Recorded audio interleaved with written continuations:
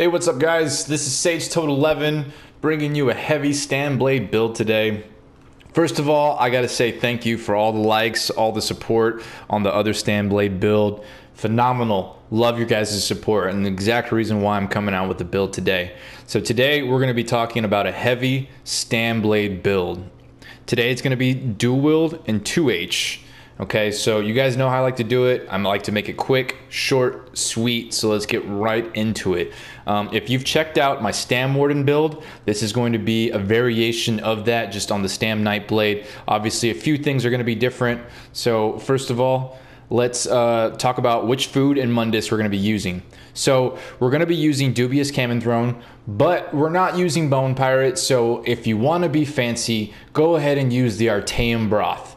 That's going to be the best in slot food for this build. Again, the Artaeum Broth. If you can afford it, use it. Okay, the Atronach is going to be our boon. I know that sounds crazy on a Nightblade, but I'll go ahead and explain why a little bit later.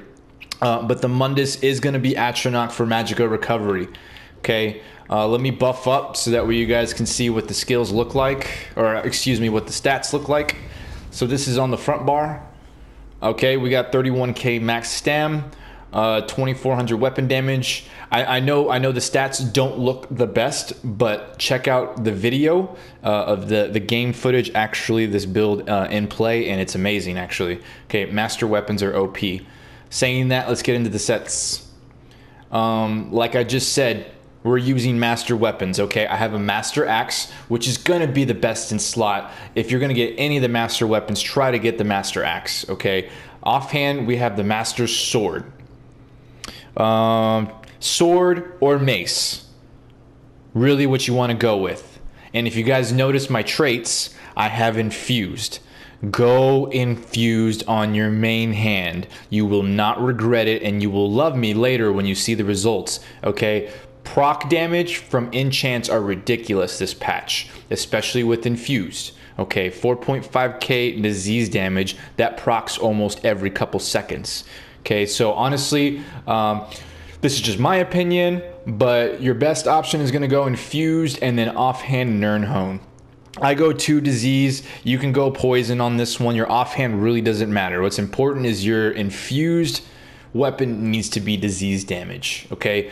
Back bar, we have a two-handed weapon of Death's Wind with decisive on the back bar. Okay, you could go defending or you could go decisive. I like decisive, my end caps come back very quickly. All right, moving on down, we have Bloodspawn. It's a 5-1-1 build. 1 medium, 1 light. I'm always a fan of 5-1-1 if you can do that. Okay, so Bloodspawn. All right, the 5-piece. This is where it gets interesting. Some of you guys may have not heard about Veiled Heritence. A lot of you probably do already know. This is a set that can be found in Aradon. Okay, let me just read to you why I like this set over your typical set, which would be Ravaging. Right, the 2-piece, the 3-piece, and the 4-piece is really what sells me on Veiled Heritence. I love the weapon damage, love the physical resist. That's what really sells it for me. I love that physical resist that you get on the 3-piece. Weapon crit, all right, that's lovely. And as far as the 5-piece proc damage goes, you're gonna get a little bit less weapon damage than Ravager, but you're gonna get more uptime. Okay, you have a 10% chance to gain 400 weapon damage for 5 seconds on any kind of damage, right? Which is going to include disease damage from your procs from your weapon. It's going to include your disease damage from in cap as well. Okay, so you're not having to rely on only your bleed and surprise attack, right? So it's nice to have a little bit more of an extra chance to proc. Saying that, there is no cooldown to this set. The only thing you got to worry about is letting that full 5 seconds of the 400 weapon damage deplete before you can proc it again. So you can't have it just continuously up. 5 seconds go by and then boom, whatever damage you put out after that, you have a chance for it to proc all over again. Okay, so it's nice. I like this set. I've been loving it. Again, check out the gameplay that I already have on my YouTube if you're wondering how this build all works out. And then finally, let's move down to the jewelry. Good old-fashioned agility. All right, I have all stam recovery on my jewelry because this is an open world build. Okay, we don't have Bone Pirate, right? The only thing we have to sustain is basically heavy attacking and this recovery that we get from the jewelry. And it actually works out. Again, check out the gameplay footage if you're doubting this build. Okay, so let's go on to the skills. Back bar. We'll start with the back bar. I like double take. Preferably, this is my personal opinion for open world. I like double take because I like the movement speed. Okay, using the Atronach Mundus stone, we can actually use this quite often, just for the movement speed if we want to. We're going rally. Okay, I'm still using rally. I've messed around with forward momentum, and now I've messed around with rally. That burst heal is just kind of too clutch for a Stam Blade. So you're going to want rally over forward momentum. Most of you probably already figured rally. Yeah, go with rally. I have leeching strikes also to help sustain. If I didn't have leeching strikes, it would be very hard to sustain in 1vx in this build. So I definitely have that on the back bar. Shadowy disguise and then vigor. Some of you guys might not be used to vigor being on your back bar while playing a dual wield build, but you're gonna want all the abilities that I have on my front.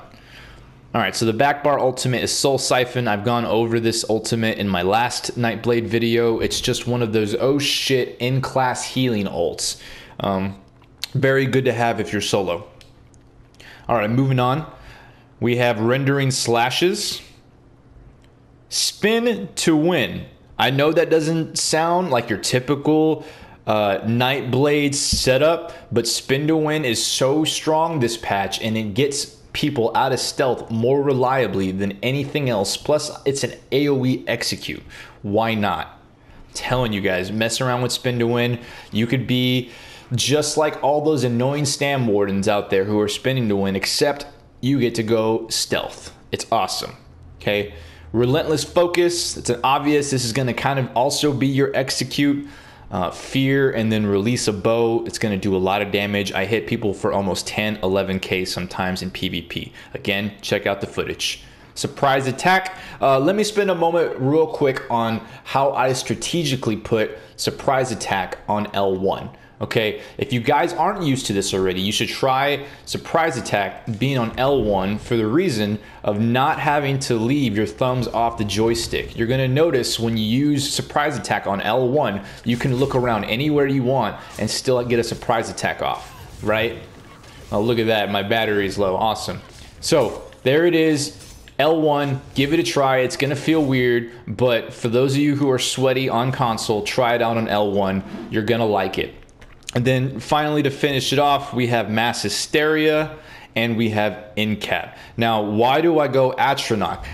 It's very important to be able to cloak and fear as much as I want, okay? So I really balance out my stam and my mag pool. This is what lets me get away. So I fear, I roll dodge, and I cloak. And look at my mag. It's still building up. Okay, so I'm able to cloak and I'm able to fear very efficiently. And that's why I go Atronach. This is, again, totally an open world build. I would not suggest you take this into a duel or battlegrounds. You might be able to make it work in battlegrounds, but I prefer going medium armor when I go into BGs. Open world, it's an awesome build. So let's finish this off with the champion points. Okay, we have 34 in the Thaumaturge. This is to beef up rendering slashes and obviously beef up master weapon damage. Master weapons are OP this patch, rendering slashes OP, bleed damage is OP. Put at least 34 into Thaumaturge, a little bit more if you want to, honestly, but 34 should be all you need. 64 into Mighty, 51 into Piercing, because as we all know, and I covered in my last Nightblade video, penetration, giggity, is overpowered this patch. So you want a lot into Piercing. 37 into precise strikes, a nice 15% extra crit damage. Love it. 66 into mastered arms. 6 into physical weapon expert, just because I have some left over. 11 into blessed. Honestly, let me see if I have gold. I do. Let's take them out at a physical weapon, take it out of shattering blows, and just dump it all into blessed. Okay, I wish I had one more to go right over that little hump. Let me see if I could take one out of somewhere else. No, we're just gonna have to leave it there. It sucks it's gonna be at 4.98, but it is what it is. We'll leave it like that, okay? 5 into Shadow War, just to dump a little bit extra in there. 34 into Tumbling. 22 into Befouled, just so that way you can kind of increase that defile damage that you get from Incap. Okay, it goes a long way actually. 56 into Tenacity. 29 into Arcanus to help me with that mag sustain that I was telling you guys about. This is very important to have enough mag sustain on this heavy build, so that way you can do what you need to get out of tough situations. Most of you guys, I'm assuming, are going to be solo to maybe 2 people, and you need to have that good mag sustain as well, even though you're stam. 56 into Mooncalf. 14 into Sprinter. We don't have a gap closer, so it's nice to have just a little bit into Sprinter. 51 into Warlord. 3 into Siphon.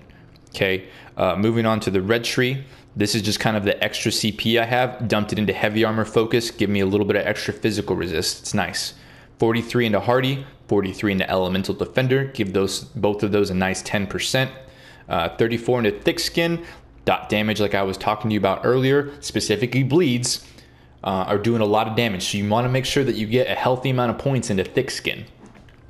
And then to finish it off, we got 66 Ironclad, 16 Spell Shield, and 45 Resistance. So there is a heavy armor build.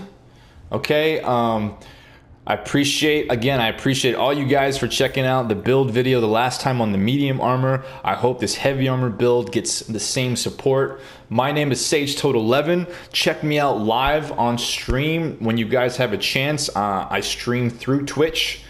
My Twitch account is the same thing as my PS4 gamer tag, SageToad11. Catch me live again and see this build in action. And if not this build, definitely some other builds and other classes that I do play. I play all 10 classes. I've just been liking the Nightblade a lot recently. So give me a like, give me a subscribe. Again, appreciate you guys' support, and I'll see y'all next time.